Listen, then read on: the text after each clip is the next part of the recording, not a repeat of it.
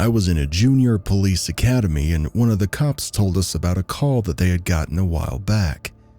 A wife and husband had just recently gotten married and everything was all fine and dandy.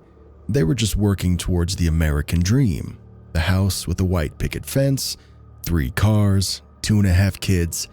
You know how it is. Anyway, the husband and wife wake up one day and go about their usual routine. The husband kisses his wife goodbye and he heads off for work.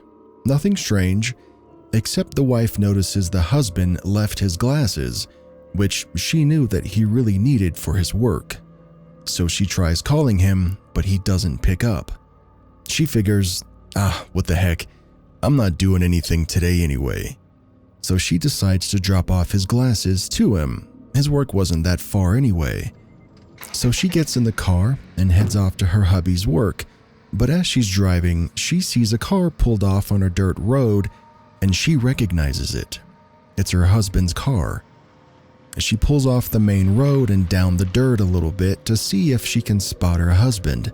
And sure enough, she sees him standing off to the side of the road a bit.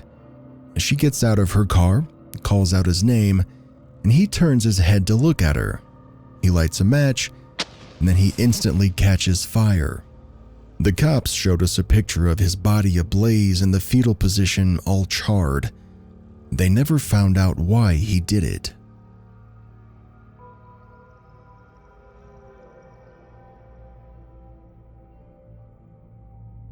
I had been alerted to a well-known local philanthropist that turned up dead. These were the days where physician-assisted euthanasia was illegal in most of the developed world. This man, I had known him quite well, and he had been suffering from a very serious terminal illness that was going to kill him before his 40th birthday, shattering his family, especially his 2 young kids. He was always donating to local charities. He gave a struggling single mother $25,000 at Christmas one year so she could pay off her debts, repair her car, buy some food, and get presents for her children. An autopsy had determined that he had been murdered. It was an intentional overdose of morphine.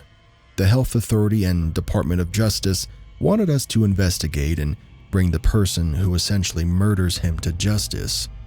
We chalked it up that there was no way we could ever determine who it was that killed him. Years later, his wife sent our department a letter saying that she gave her husband the lethal dose to put him out of his misery. And honestly, I wish I'd never known.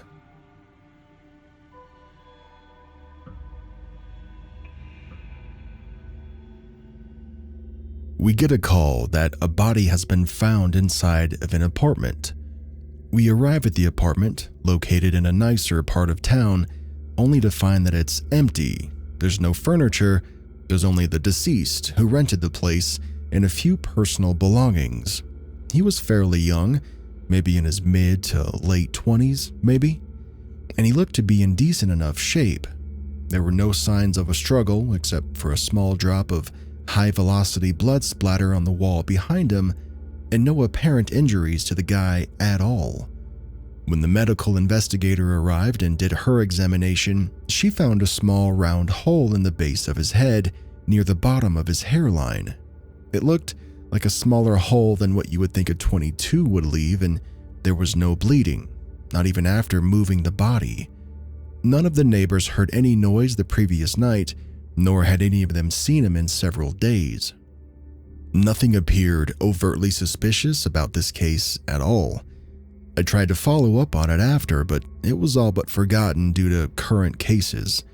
I never found out what was up with that hole in his neck or what made it. The last that I heard, it was still unsolved and classified as unexplained.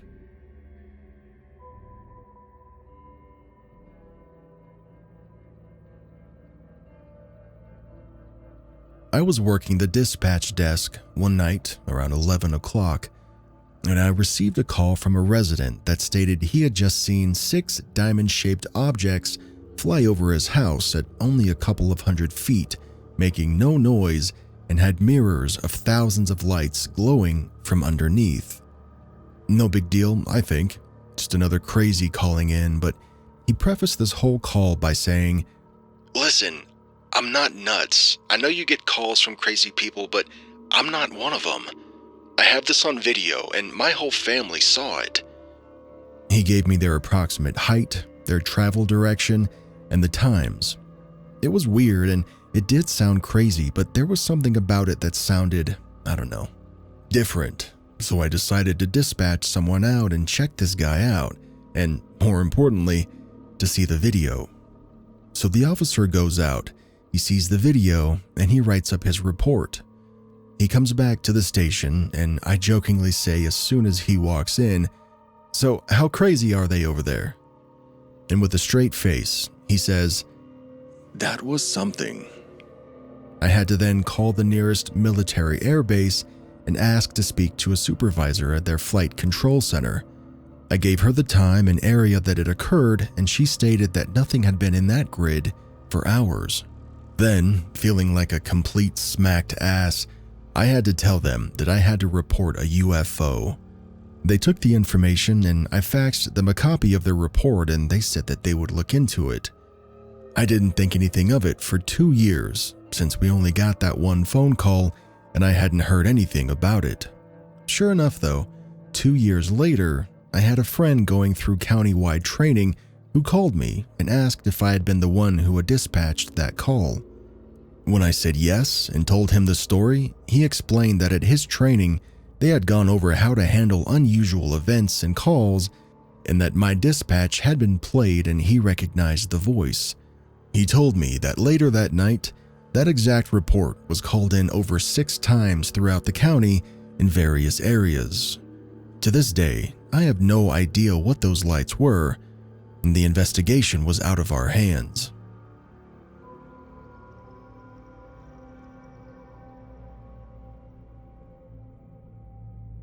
I worked for a university police department. One night, we had a call about some kids that were messing around in one of the old shut-down dorms that they were in the middle of renovating. Me and my buddy, we get there and we start searching the building. It was just 3 stories, so it didn't take us long to find these kids trying to have what I guess you would call is a ghost hunt. They were on the 3rd floor of the building in an old dorm with cameras and stuff. So I asked what they're doing, and they said that there was a story about a girl who met her demise in the dorms and they wanted to record her voice on tape. Neither my buddy nor I believe in ghosts, so we just laughed at them. I started calling in their information while my buddy was walking around the hall outside, and suddenly we hear this blood-curdling scream coming from down the hall.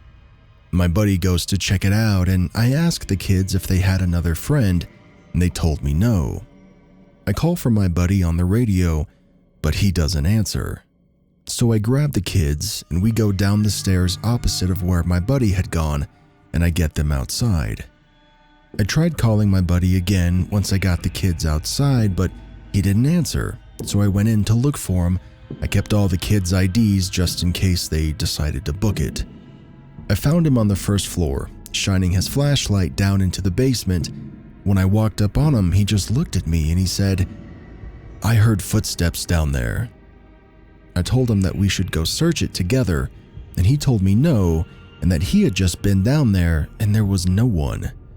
We got outside and called for backup because my radio didn't work in the building, and we got a couple more guys to search the building and they didn't find anything either. It still creeps me out, just to even think about it.